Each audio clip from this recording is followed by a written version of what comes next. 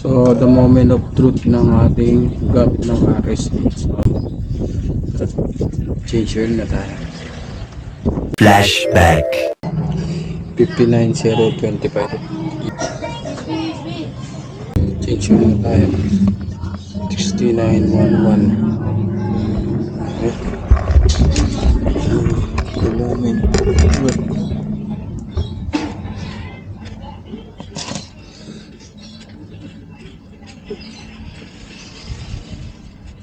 Bali, okay naman si RS8.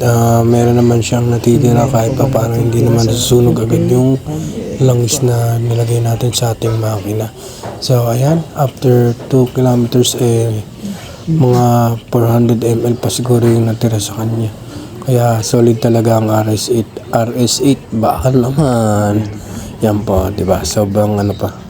Medyo marami-rami pa naman yung natira kahit pa paano. Siyempre, dahil daily use tayo, di tayo pwede every 1K, kaya every 1.5 or 2 kilometers tayo para sulit natin yung langis. And syempre, para iwas katok makina, kailangan ganun lang ang ano natin. So ayan, nakita nyo naman, sobrang medyo malinaw pa kahit pa paano, pwede pa, kaya pa nga ng 2.5, joke lang.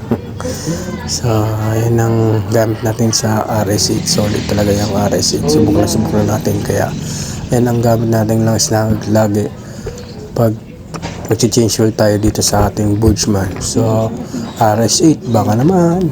Kilometers natin. Every 2 kilometers mag-change oil tayo. Yung natitira.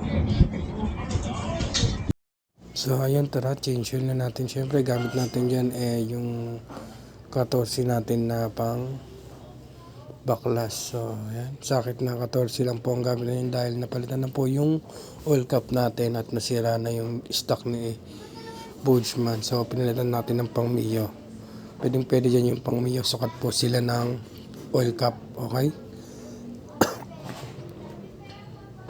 so yan, konting higpit lang, huwag masyadong higpit para hindi kayo mahirapan sa susunod nyo pagtanggal, kasi pag sobrang higpit nyan baka hindi nyo na matanggal, mabilog lang. Kaya tamang higpit lang ang gagawin nyo dyan. Okay,